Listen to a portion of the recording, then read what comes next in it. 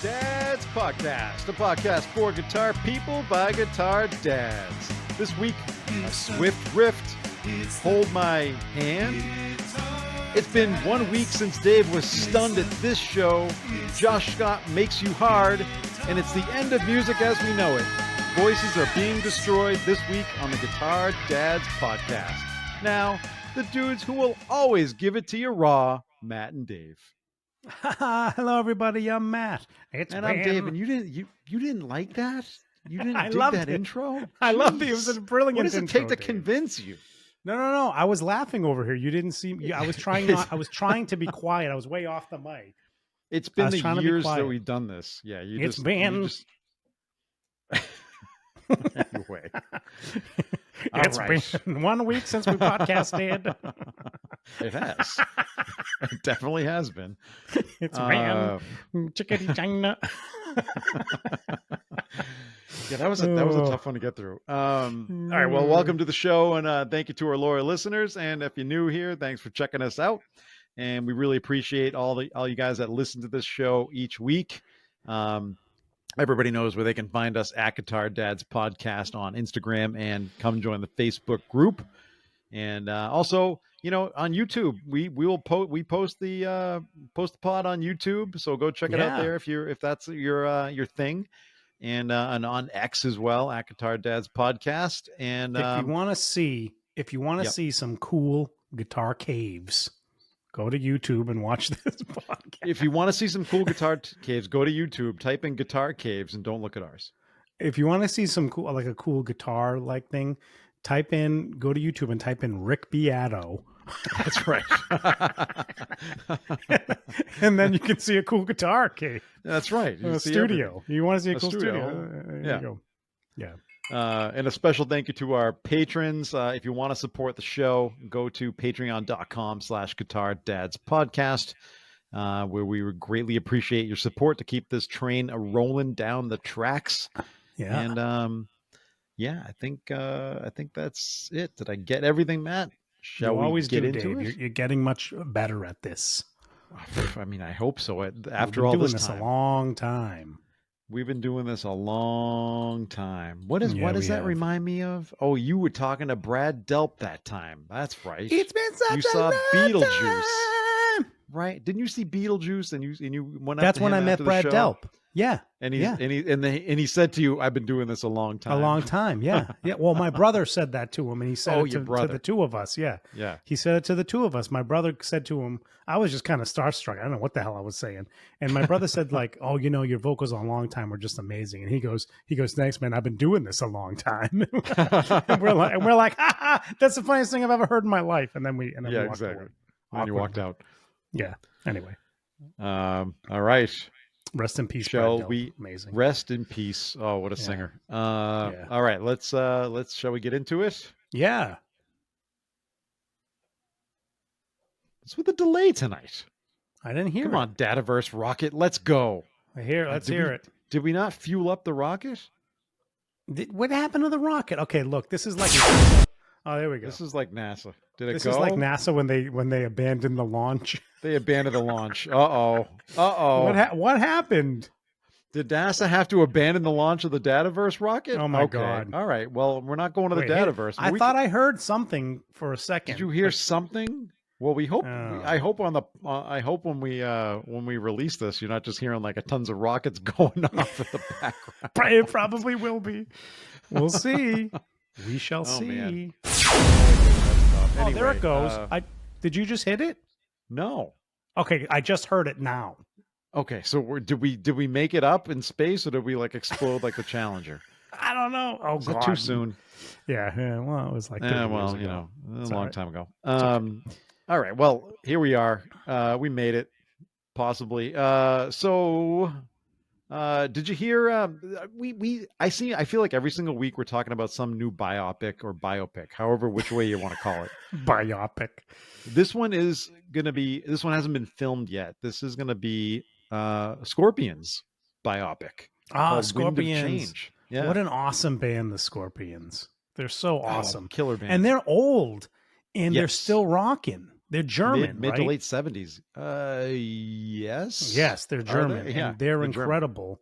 And they still sound good from what I understand. They just put an album out like this year or last year. They're still really good. I'm dying to see this biopic. It's going to be out in 2025. This is one that I would really look forward to because I don't know a ton about them at all. So I think this would be kind of cool. Oh yeah, I'd love to hear their story. Here I am, rock you like a hurricane. There we go. Sing it.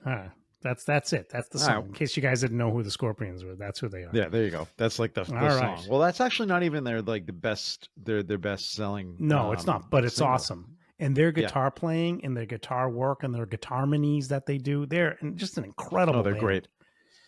So, all right. Well, looking forward to that. And next up, get this: there is a Swift rift going on. Oh yeah, this is in the.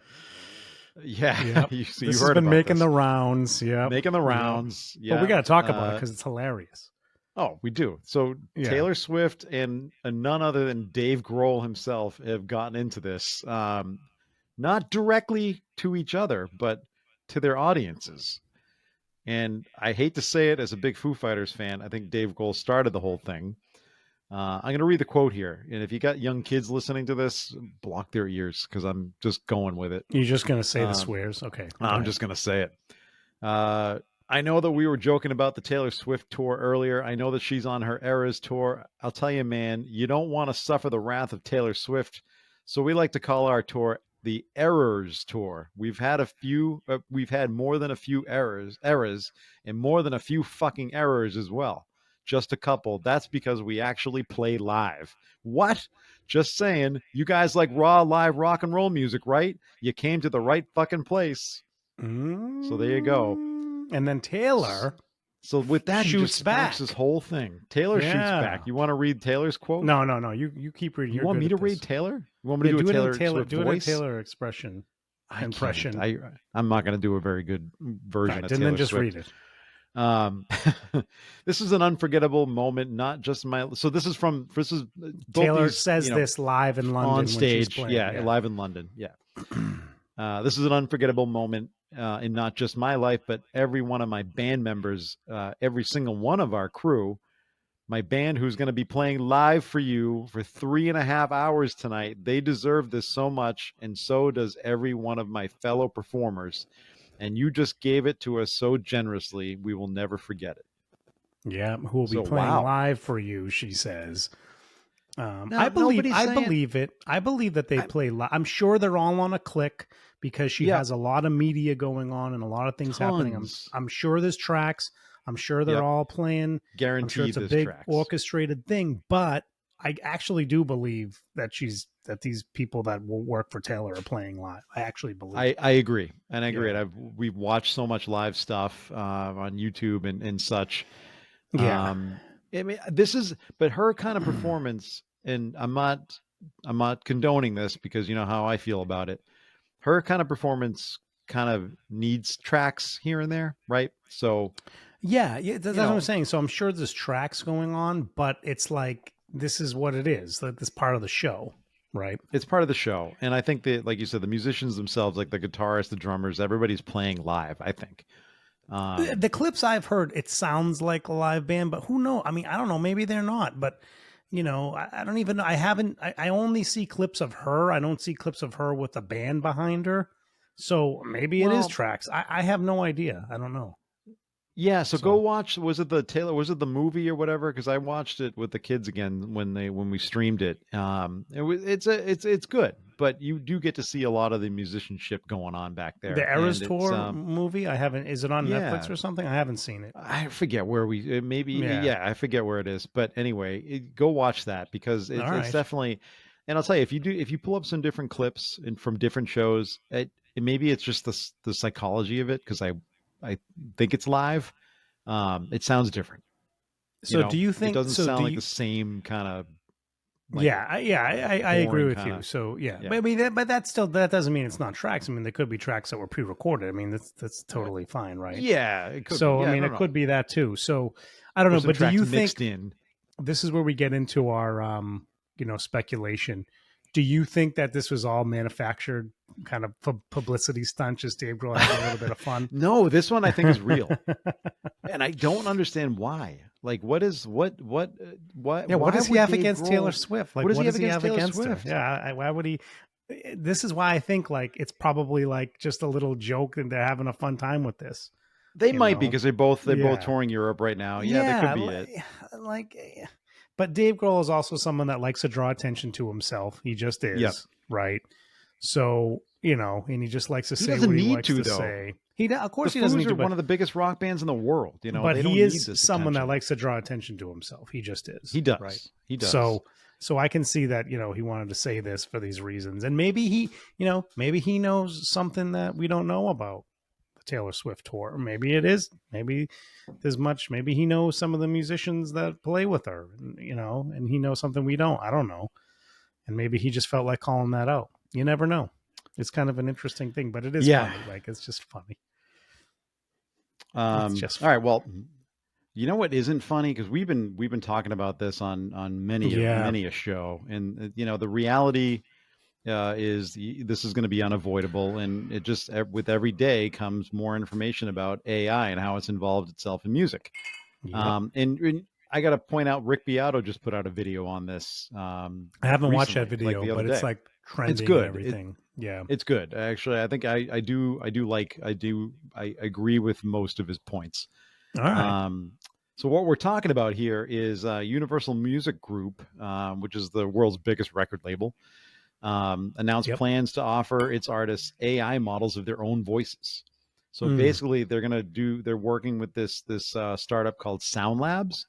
And so the software is called Mic Drop, and it will take an artist's voice, replicate that voice via obviously their learning techniques and everything else. And but the artist will supposedly retain full control over the model.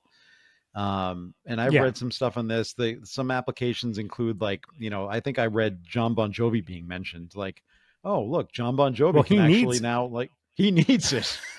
But I feel my fear is stuff like this is going to get way overused. Of course it is, right? Because how can it not? Yeah. Yeah, no, I agree. And how do we know? We've already lost the human touch in music these days. But I got to tell you something. I hand it to UMG here. This is a great, in my opinion, this is a great corporate strategy that they're pulling out here, because they know that this is going to happen to them, and that they're going to have to fight battles in court because people are going to do this to their artists. They know that this is going to happen. So the fact that they're investing and partnering with the companies that are going to do it to them up front is really smart. It's smart on their part, right? So but the other ways that it doesn't mean there's used, it helps them like skirt like copyright law, Well, they own the copyright. This is what I'm saying, right? So this is why it's smart. I'm talking about the way this Sound Labs stuff, this Mic Drop software is going to work. You can kind of like take another artist's music, their voice or the music, and kind of tweak it a little bit. Of course, just enough. Yeah. No, I'm not saying I like the idea. I'm just saying. Yeah. I'm not saying I want to consume this. What I'm saying is it's smart on Universal's part, because they're getting in on the ground floor and they're trying to control it. They won't control all of this, right? There'll be other companies that are going to have technology and try to steal this and try to get people that sound like these famous artists.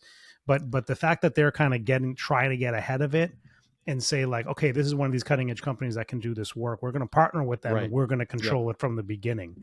And that's an interesting take on this. That doesn't mean like I want to hear AI generated music, but it means that, it's one way. It's a good corporate strategy for them to kind of get ahead of it a little bit. So it's an interesting thing, but there's still this is going to be, and I'm sure this is what Rick said in his thing. I haven't listened to Rick yet, but I would kind of, the obvious thing is this is going to be what the future.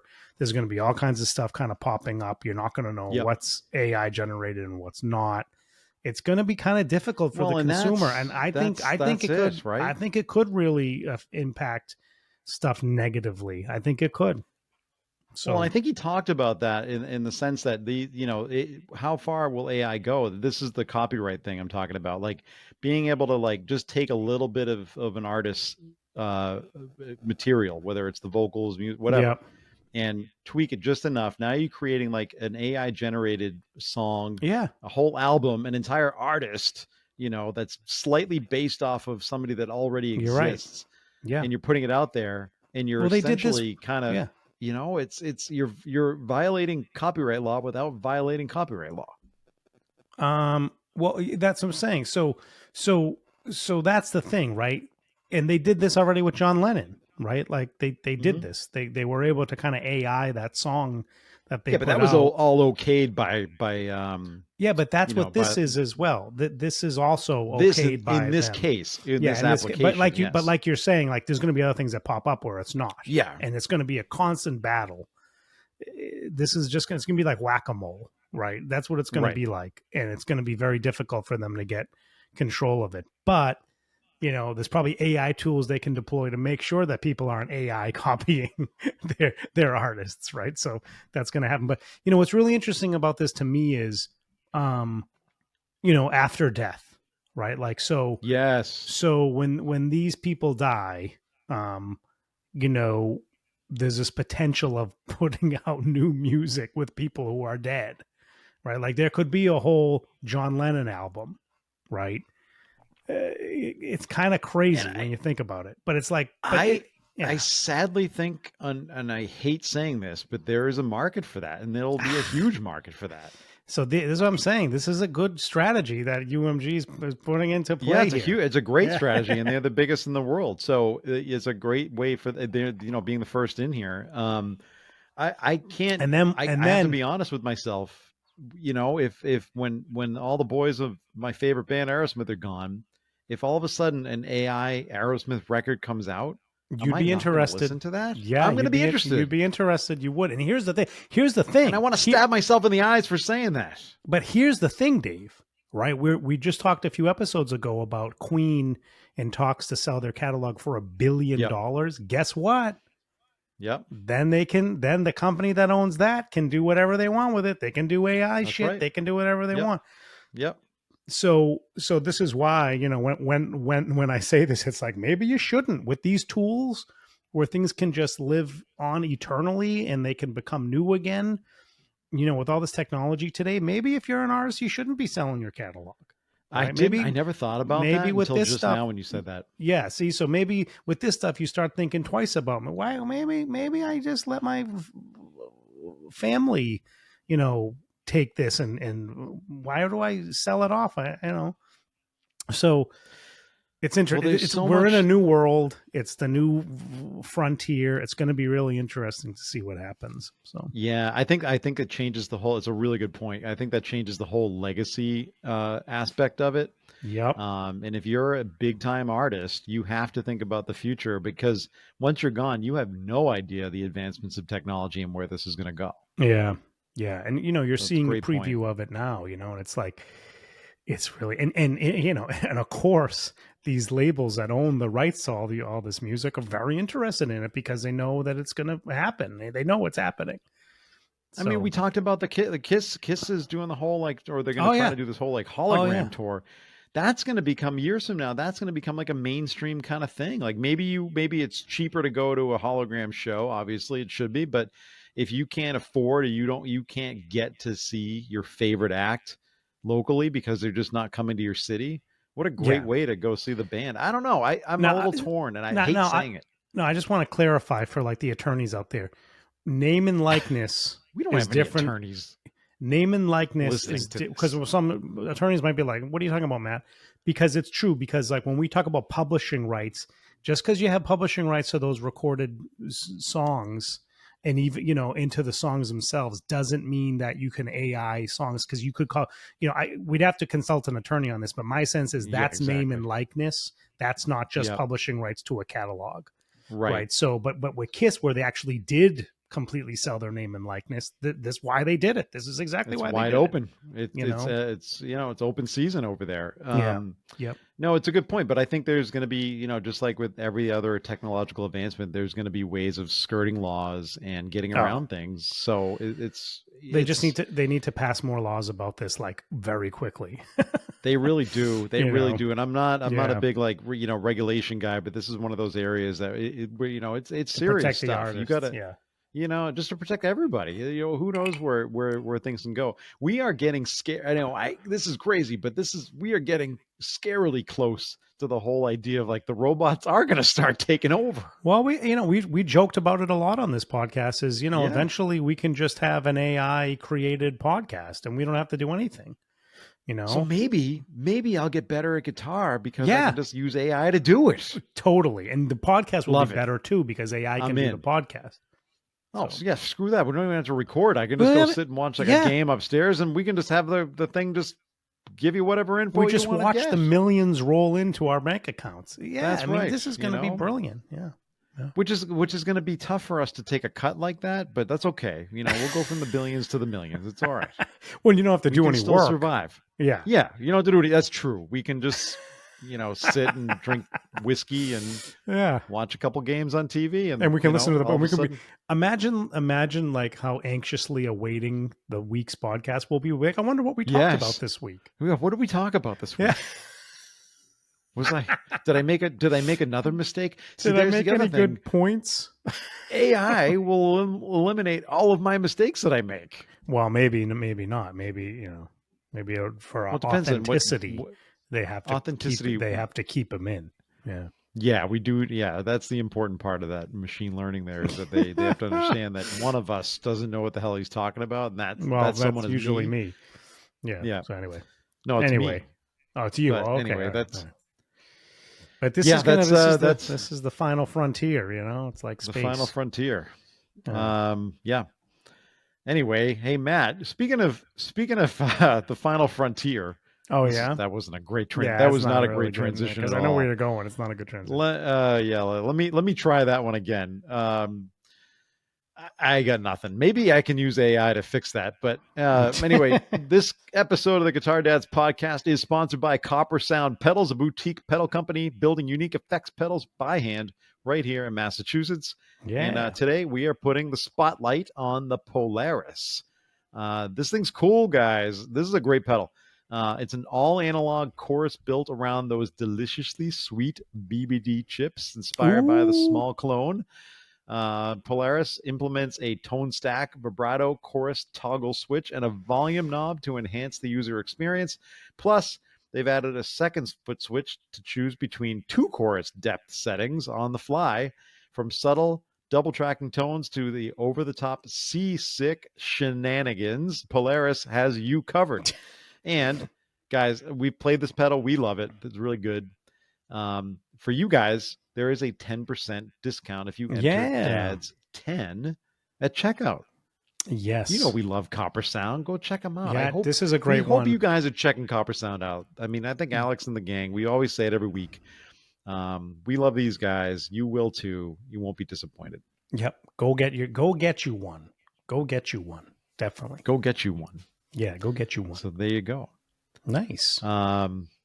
Well, in this week, we do not have a band you should be listening to. Matt, you got any bands we should be listening to? Come on, give me someone. Anybody. No, I don't. I haven't been listening to any new bands lately. I've been bad, but I've been listening to some of the bands that we've called out on bands you should be listening to. Who are you listening to? Oh, geez. It's in like regular rotation on my phone. Never heard of them. Is the band oh geez, I'm not gonna. Oh God, what is the band's name? The band Perry? No, not the band Perry. Although they were good back in the day. Are they still around? They were good, yeah. I wonder if they're still around. I think they are, actually. Because it's like summer. I was in a summer mood. I was listening to some Zach Brown band. Okay. I thought that was cool. What else was I been listening to? I was listening to Physical Graffiti. So I guess I haven't been. Yeah. Now I'm like, what am I listening to? I was listening to the latest Blackberry Smoke album. That's pretty good. It's good. I would recommend that. I love Blackberry Small. I just think they're just incredible. They're just so damn good. So I would highly recommend them. But I was listening to Bad Touch. That's kind of in regular rotation. Touch. We've talked about them. Yeah, I love Bad Touch. Love them. I think they're really fun. I was listening to the Bros Landreth as well. They're another great one. Robert John and the Wreck. Love them. Yes. Yep. And we're gonna go see them. These August. are bands. Robert John and the Wreck. We actually had on the pod. We had Henry on, and we're gonna go see them in August. So there you go. So that's kind of what's in my rotation. So there you go. It's a good rotation, dude. Love it. Yeah. All right. Well, let's get into. Oh, here we go again. Another delay. Come on, Riverside. Don't do this to us. Are you hearing anything over there? Okay. Well, anyway, we're gonna get into the. We'll do this. It's the dad joke of the week. All right, dad joke of the week. I don't know if you guys are hearing anything, but we are not. So anyway, it is the dad joke of the week. Oh, now I'm hearing it.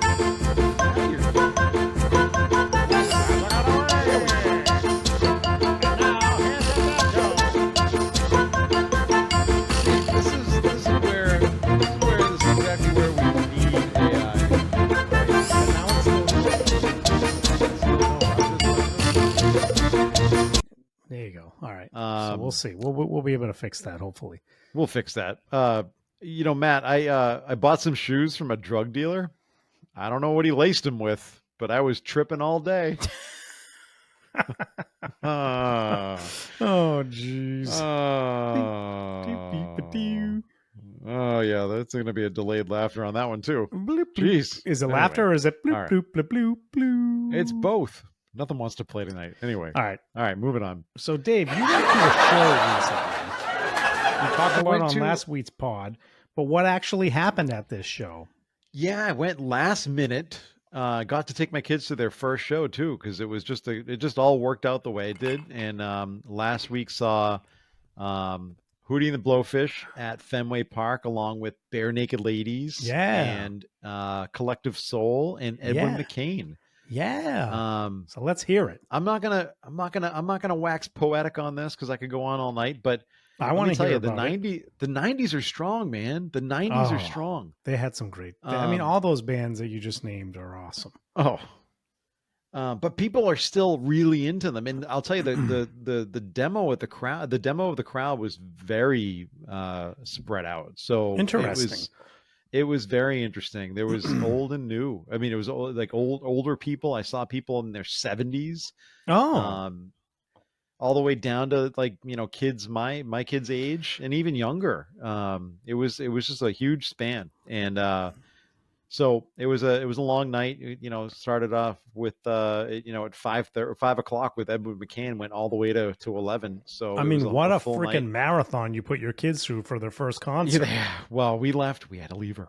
I'm sure you did. It was a thing. About 10:30, I thought, can we just make it to the encore? No. Yeah, but dude, that's okay. Good for your girls. I can't believe they made it that long. That's crazy. Yeah, they did. But I will tell you I'll give you a quick couple bullet points of this show.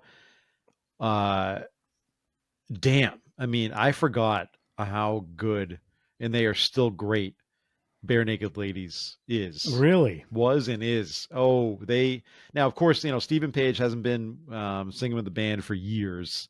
Yeah, but he was one of the singers in the band where he was like, he was one of the singers. He was the guy that was like the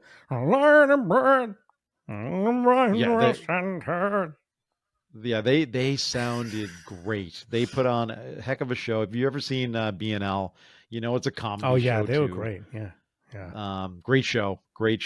And of course Hootie was unbelievable too. So did BNL do all their hits? Did they do Lying in Bed just like Brian Wilson did? They did all their hits, of course. Did they do It's Band?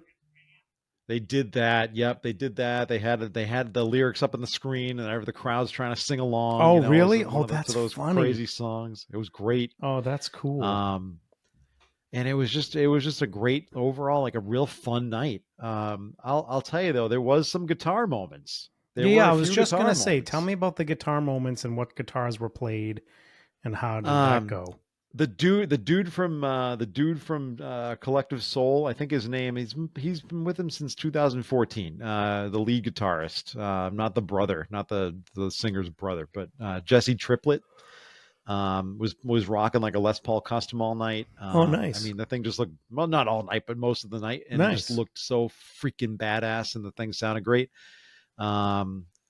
I mean, the guy from, I forget the guy's name, the guitarist for Barenaked Ladies, but he was pulling out a bunch of stuff. Oh, nice. He PRS and a few other things. Oh, really? I didn't realize he played a PRS. Well, I don't know if he used to, but does now. That's what he was playing, huh? Nice. Yeah, so there were some good guitar nuggets. Yeah. And no, it's just I don't want to spend a ton of time on a show review like that, but it was really good. I mean, these guys, and what can you say about Hootie? I mean, what a hell of a freaking show that was. Now the Hootie guitarist is the same guitarist. He had some great solo moments. Yeah, they're all original. Yeah. I remember he had some cool solos in like all their songs. Yeah, great solos. Did he have? You must have had some good guitar moments with him. What's his main rig? Is he like a Strat guy or something? So I was trying to figure out. We're sitting a little far away. Yeah, of course. He's not a Strat guy. No, he's not. He was okay, playing, I don't know that much about him. Well, most of that night, he was a little bit on a telly. And again, I'm like wrangling up my kids here and there too, so I'm not paying total attention. And he was playing. This is where. See, I said I don't know anything about anything. This is where that comes in. He was playing some kind of like a semi-hollow or a hollow body Gibson, and it wasn't a 335, but it kind of had that shape. I don't know what it was. Oh. Was it the smaller? Was it the 339? Like the smaller body? It wasn't a 339. It was still big, but the selector switch was up where like on a Les Paul. Huh. So I don't know what it was, and I could have just been like some kind of weird 335. I don't know. Maybe I should look. I don't know that much about the semi hollows either. It wasn't like a big, like it wasn't like a 175, like a jazz kind of box, was it? Yeah, I'd have to. I don't know enough about them either to really to tell you exactly what it was. But that's what his main guitar was for the night. All right. I believe. And I don't know whether they had amps on stage. They didn't look to be mic'd, but I also couldn't tell. So I don't know what they were playing through. And I couldn't tell on the big screen. Every time like you'd see an amp, I was trying to get a look at to see what they were, and I don't remember what they were. But I can tell you if you Google while I'm talking about this, because they got their certified platinum 22 times platinum award. That's crazy. On Good Morning America the day before. So if you Google that, you can see the rig. You'll be able to see. Oh, okay, because they performed and everything. Oh, okay. Yeah. All right. Very cool. So look that up. But yeah, that was a great show. Let me tell you, man. We love the 80s on this show, but fuck. The 90s. They have some great music. Did they play? I only want to be with you. That was the encore that I missed. Oh. So yeah, had to head out. Did they play Hold My Hand? I want you to hold my hand. Again, missed it towards the end. Missed it, walked out. Yep. But I did get to hear some other hits, All right, good. Some of the other hits. But yeah. We forget. I think I spent half the night just kind of reminiscing on that time of my life and realizing like the killer music that was in existence when we were in high school, in early college years.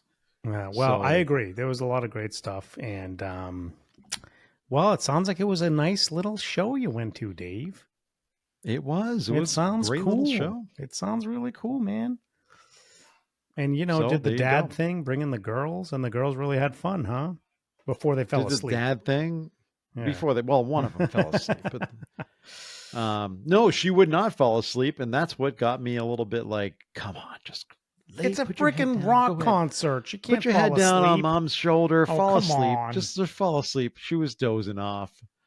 But that's okay. I understand. It's like because it's kind of loud. Maybe that's why it's hard to fall asleep. Yeah.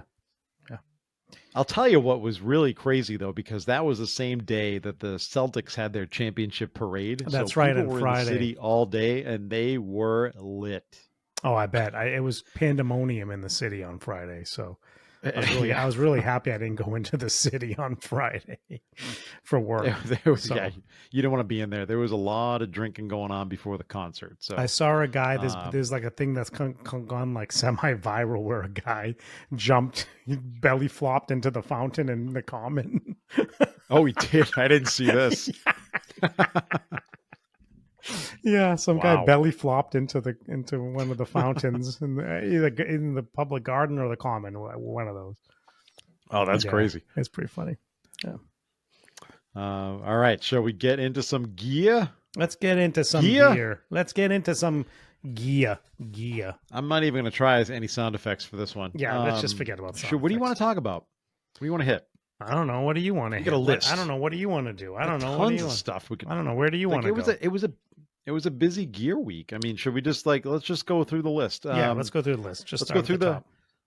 Let's go through the hard drive, the JHS hard drive. This thing was just released. Yeah, this is cool. Just this week, right? Yeah. Yeah. So Tell this us is like a about it. unique. Well, it's an inspired by kind of pedal, but it's a unique circuit. It's not really based on anything. It's not. But Yeah. It's kind of it's Josh's take on like the kind of like the, I guess and I'm not familiar with this pedal, but the SM7 Smashbox by Ibanez. Oh, but they do say that it's not like it's their first real original drive pedal, and it's not really inspired by any one particular circuit like a lot of their other pedals are. Right. And let's just be honest, like a lot of every company's drive pedals are. And it's pretty cool. So yeah, they just say that it covers a lot of ground. You can get heavy distortion, you can get overdrive, you can do all kinds of stuff. So it sounds pretty cool. It sounds maybe really you can't cool. get heavy distortion. Maybe I'm not representing it properly, but you can get like kind of more gain and less gain, and it runs the gamut. And I think it's a pretty cool little. Sounds great. I watched like one of the demos. Of course, it sounds great because it's JHS stuff, but I think it's cool. What do you think, Dave? Yeah, it's really cool. One of these? Do you need another drive pedal? You're gonna get one? Well, do you own a distortion? Like a formal I don't. distortion? I know. The only one that was a real distortion pedal that I owned was the Friedman BE OD, and he called it an OD. You don't have that anymore? No, I sold it.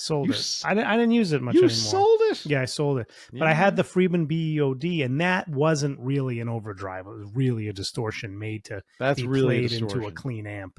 And that was a great. It was a great pedal, and I used it a bunch. But yeah, then I just didn't really have a need for it anymore because I like my amp distortion, so I didn't really feel the need for the BOD in addition to that. So yeah, I ended up getting rid of it. But it's a great pedal. It does the thing. It's a great sounding pedal. But anyway. I posted in the group about pedals, and it's funny you mentioned the Friedman because my Dirty Shirley I took off. I redid my pedal board, as you know, last week to kind of quiet it down because there was just too many things on it. Yeah, and it helped. But one of the pedals that came off was the Dirty Shirley, and so I posted in the group the question: do you hold on to pedals that you've kind of fallen out of love with? No, and you don't. No, I see no reason to do that. So what if you want it again? What if you kind of realize that you made a mistake? I'll buy it again. These are not hard to come by, right? No, they're not hard to come by. But why not just hold on? So that's actually a critical point of this, which is like, if a pedal is not hard to come by and I'm not using it, I'll sell it, and then I can easily buy it again for probably what I sold it for. So it's not a big deal to me. But if there's, but I will. So like that's the caveat. If there's like kind of like a limited edition pedal or a special pedal that you don't kind of fell out of love with maybe, or just don't play it as much anymore, I would think twice about selling it. But I have sold pedals like that too, and you just get a little more money for them, and then everybody's happy.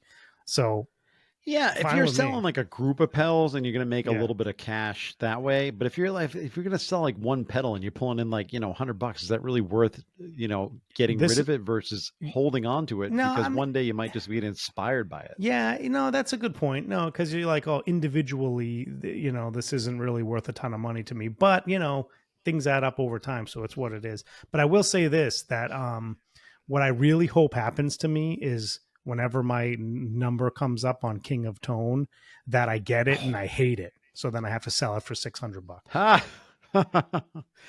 How many years you got left? Probably 3 or 4 years. Yeah, I haven't checked the list in a long time. Yeah, I think it will. I checked it last month because Philip and I were talking about it, and he checked it for me, and he's like, "Yeah, you probably got 3 years," because I didn't do it until over the pandemic, so I think I didn't join until like 2021. So I think we have like 3 years left, Dave. So yeah, maybe I agree let's with say you, let's say it's been 3 years. You know, then I would probably have another, because I think he's around 6 years now. Yeah. So there you go. But yeah, I'm hoping that's what happens to me. I get it, and I'm like, not that good. You're not going to hate it. You're not going to hate it. Yeah, exactly. Well, you could still do that, right? Yeah, of course. Yeah. I mean, you know, I feel like that's a really hard to come by pedal unless you want to spend the money. Well, that's why. Yeah, that's why they go for like. I think that's what they're going for. That's why they go for that. Yeah. I think so. But I can't see you not liking that pedal. I can't see me not liking it either. I'm kind of making a joke here. Yeah. But I get your point. Like you hope you hate it, and that way you just dump it. Yeah. So they're going. Actually, they're going a little more. There's one here for 1,100. There's one here for 850. There's one here for 700.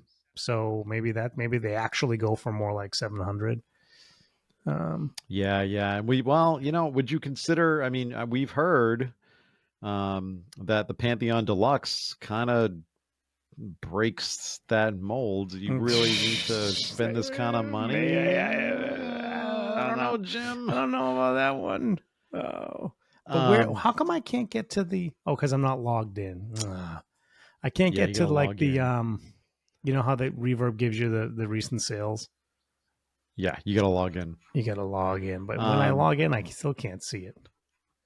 But I think I've come to it was a weird crossroads for me, because I finally came to the realization that my Bordeaux Fun, my one of 3 pedal boards, my Bordeaux Fun that had all my favorite pedals on there, just to have them all out and ready to go. I think I came to the realization that, this is freaking ridiculous. Let me just make a more manageable board, quiet the thing down. Why not? But now I got all these other pedals that I took like 5 pedals off the thing, and now I have to make another pedal board, which is fine. Hey, do you have to buy another pedal board? I think I got something sitting around. Okay, you can like get it out of the closet. Yeah. Okay, so here's the King of Tone prices. I found the Reverb like breakdown. So in the last 30 days, it's gone up $50. And the lowest price on the last 50 days was $560. Sorry, last 30 days was $550. That was the lowest price. The highest price was about $800. So there you go. Wow, there you go. And I'm gonna, just for the hell of it, I'm looking up the Pantheon Deluxe, and let's see what these go for. Well, those are readily available, so those won't go for. They're going to be readily available, yeah. But what can you get on the used market here? Let's just look at these prices. You want to know, huh? And as we said last week, because I do want to know. Do you really think it's that comparable to it? I mean, I've never. So I don't know. The King of Tone. I can only go by what I'm told. I've never played it. Yeah, I've never played one. I've never played it. So, and we both own Pantheons. We don't own the Pantheon Deluxe, but I could be convinced. I've seen many demos of this pedal, and obviously we've talked to somebody who made a comment about it being really good. Yeah. Yep. Agreed. But if you're talking about dropping like $184 on one of these things, that's worth selling another pedal to me and like trying that out, right? Yeah, but it doesn't have the hype that the King of Tone has. See, you buy more into the hype than I do. Well, no, I'm not buying into the hype. I'm just saying that this is why, right? It's just it doesn't have the hype. So there you go. Okay, so do you feel like you're going to have a hard time? So let's say you get it, you like it. Are you going to be tempted to sell it just for the money? Yeah. Or are you going to be the type? Are you going to be like me? You're just going to also, not only are you going to like it, but you're going to like looking at it. Yeah, I'm going to like owning it because it's so hyped up. Yeah. So I'm going to totally buy into the hype. And even if I don't love playing it, I'm going to think it's cool that I own one because they're so hard to come by. So you're right. Right. So, but this is what I will say this though. But if like kind of years go by and I'm not playing it, and it's just not a pedal that I play often, I would think about selling it. I would, right? So, No, you wouldn't. if I really wrong. didn't play it, I would think about selling it. No, I seriously would. I've turned like this last year. I've really turned a corner on not just holding on to gear just to hold on to it. So there you go. Well, there, yeah. We all you have morph too, as we go through our we morph as we go through our gear journey. Speaking of journeys, speaking of 100-year journey, and of something that speaking of the band journey, move in the pants. Yeah. Speaking of the band journey, we're talking about journey tonight. What do you think about these limited JTM studios to celebrate the Celestion 100 anniversary? Oh yeah, very cool. 100-year anniversary. Yeah, I think they're cool. I think they look great. And you get in the kind of special limited edition thing. I think they're only making 100 of them. Is that what I read, Dave? Yeah, but you get it. But if you're getting a matching cab, you're only getting a 1x12. Yeah, I agree. Highly That's disappointing. Dumb. They should have made it in a 2x12. Totally agree with you. That's right. That is dumb. They should have had a 2x12. This is the JTM Studio. So the JTM Studio, they're just charging like a $300 premium on it. Yeah, for the limited edition. Special edition, yeah. Which is, it seems like it's just the same exact thing as the regular studio JTM Studio you can buy, but with a different colorway. It's just different aesthetic. Yeah, different aesthetic. And, it says Celestion 100 on it. They're doing this special 1x12 cab. It's kind of, I don't know, it's kind of cool. If you're a Marshall fan and you've been in the market for one of these JTMs, I would consider, if I was in the market for a JTM, this would kind of pique my interest a little bit because it is kind of a cool thing because it will be a limited edition. Yeah. So, the amps themselves are cool. Yeah. The 2x12 versus 1x12 really just like bugs the crap out of me though, because the other amps in this series, in the studio series, have been kind of marketed with the 2x12. Yeah, so that's true. I just find this surprising. It doesn't make any sense to me. Yeah. I agree. I don't know why they didn't just do a 2x12, but maybe they didn't. Are you sure that there's no 2x12? I don't know that there's not a 2x12, but I do know that any of the marketing releases that we just show have come just across, show that, yeah. That's right. So I listen. If you're going to be spending this kind of money on this kind of a thing, wouldn't you want a better cabinet? Yeah, but you know what? I'm looking at them now. They do sell a 2x12 JTM, they cabinet, do. Not the limited edition one, but it's not the limited edition. Yeah, I agree. Though. That's weird. Like, why wouldn't they just do that? And for fools like you that have to have the matching cab with the amp, well, you do. It's not. It's not foolish, but it's true. Okay, it's definitely not foolishness. Man, I wish my sound effects were working tonight. It's definitely not foolishness.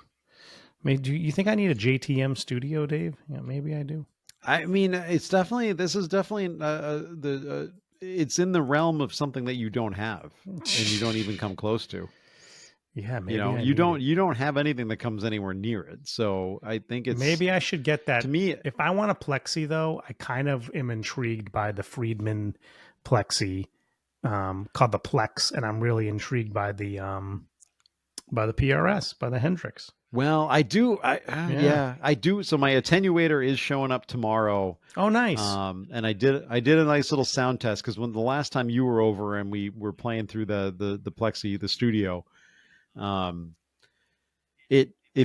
sweet spot, you definitely have to be up around noon or beyond, to even get any kind of reasonably like enjoyable tones out of this thing. So I'm so looking forward to this attenuator. Yeah. No, I think you're right. Yep. So, yeah. Because you didn't like it. When you played it, you didn't like it because we couldn't crank it. I couldn't crank, and I tried to crank it, but then my ears started bleeding and I couldn't. So we'll see. I took the longest cable I had. I walked as far out of the room as I possibly could, and I didn't dime it. I went up around like, maybe 1, 2 o'clock and blended the channels and just went for it. And it just sounds sweet. So yeah. But I mean, so great. I mean, the attenuator is going to do it for you then. That's great. But this is... Yeah, I'm just worried that I bought the wrong one. Yeah, but this is what we were saying. Like, Marshall knows this. They know it's kind of unusable at these volumes for a lot of people. Like, just have it with a built-in attenuator. Like, what the hell is so hard? You know, like what the hell I are don't they build doing? amps, so I don't know what's too hard. What the hell? There's plenty of amps with it. Okay, so it's a little bit more. It's going to cost a little bit more to put an attenuator in. So do it, or give it a good master I volume, agree. like I agree, Friedman but did. is that a difficult thing? But is it? Yes, it takes more engineering and more though? parts, and it's going to be expensive. Yeah, but Well, no, that's the obvious statement. But is there a more challenging reason that they didn't do it? That's what I don't know enough about this kind of stuff. You know Maybe why they one of our didn't do it? listeners does and can tell You know us, why but they didn't do it? Because of they're trying to be true to the original. That's why they didn't do it. true to the original. Didn't Yeah, have it in you're it, probably right. so they wouldn't do it. Right. So, but it's like everybody's just going to run it through, and it may not everybody. If you're playing with a band, you're not going to run through an attenuator. But you know, a lot of people are going to run it through an attenuator for home use and studio use. Well, I guess in studio use you could do it direct. I guess so. But that's not true. Yeah. That's not true. Or you have like a room where you can crank amps in a real studio. But most home use, you're going to use some kind of attenuation on this. So it's like, yeah, you have to. Yeah. It's just it's brutal otherwise if you're standing anywhere near it. But the Plex is really exciting to me. So I don't know. I'm gonna have my eye on this thing. You know, they're $2,800, so it's not cheap. It's not cheap. I honestly think you're getting your money's worth with the Marshalls. You know, I mean, $1,300. You're right. $1,300 is hard to be. I mean, this is literally or less for used. You can get them $1,100. Yeah, you're right. Or less. So at $2,800, I think with the right attenuator, yeah, you could get there. And I think you'd be satisfied. This is one of the classic amps that you grew up listening to. So I feel like it's kind of an abomination you don't have one. Well, I have the Jubilee, but you're right. Yeah, but it's not the same thing. It's not. You're right. It's not the same thing. It's not a even different remotely thing close. completely. But this, this Plex thing is a 50 watter, so this is like do you need real 50 deal. watts? No, I don't. But this is like the real deal, and Dave's master volumes are incredible. So,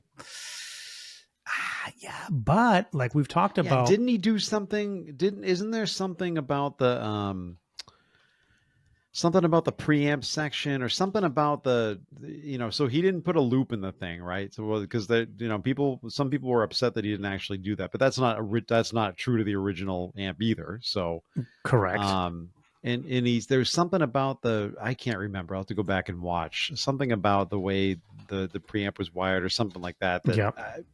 I'm talking myself into circles. I'm not going to get you the information. But the 20 watt PRS Hendrix is $899. We've talked about this before. I mean, like we're kind of repeating ourselves. We have, but holy shit, like that's kind of unbelievable. And oh my god, I just Googled it, and oh my god, it's $740 on Amazon right now. For what? For the PRS Hendrix 20. Oh, is this you? That's why I was like, is it used? Is it used? Is it clean? Is it clean? Is it clean? Is it clean? Was that Swingers? Yeah, that's from Swingers. That's Swingers. Dude, this is like I'm having a hard time not hitting buy on this right now. You got to be freaking kidding me! I think you should. I think you need. I think you need to try one of these. $740 for the PRS. I think you need one? to try. Wampler just got one and he loves it. He does because he got one on sale at the Sam Ash blowouts. Yeah. I wish we had a Sam Ash near us so we could go into the store and get some of these deals because you can't get them online. Did you hear about the scam that was going on with the Sam Ashes? Did you hear about that? There was a scam. Are you talking about? There was There was a scam going on where there was ads out there that looked like the Sam Ash. Oh yeah, site. the ads. Yeah, they look like Sam Ash. And they were like, "Oh, you can buy a Les Paul for like $300 or whatever." Yeah. And once you click on it, you should. You should, if you have any kind of common sense whatsoever, realize that it's not. People Sam fell for Ash. it. People fell for it. So did they? Yeah. Wow. Yeah. That's terrible. What else we got, Dave? Let's move on. I mean, I thought it was pretty obvious. I think we're coming up on time. All right. Now, Okay. so, You want to do the rest in the Patreon? Okay. Let's do the rest of this gear stuff on the Patreon. So we got a lot to talk about there. If you want to come join us over there, patreon.com/GuitarDadsPodcast. For a small donation, you can come join the fun and keep the show going. We a big thank you to all of our patrons that support us currently. And thanks to our loyal listeners. Thanks if you're new and you checked us out. Hope you come back next week. Yeah, at baby. Guitar Dads Podcast on Instagram, and come join the Facebook group. And we are still in the middle of the rattlesnake cable giveaway. Oh yeah, guys. we didn't talk about that yet. Talk about that, Dave. Go check our socials. Go check the socials. You're going to see tons of posts about the rattlesnake cable giveaway. We love Rattlesnake Cable Company and what Hank and the gang are doing. Yep. And you can win 2 15-foot cables. Listen, you are going to hear the difference with these things. So you're going to want in on this contest. There are links in the bio on Instagram. They're posted all over our Facebook group. So go check it out. You have until, I think, July 4th, maybe the 5th. I want to say it's the 4th to enter this thing. So that's, if you're listening to this on release day, you only got a couple days. Get in there. You're going to want these things. Absolutely. They're awesome. And check them out. But I think Matt, what else we got? That's it. All right. Well, that was this week's Guitar Dads Podcast. Keep rock alive. We'll catch you on the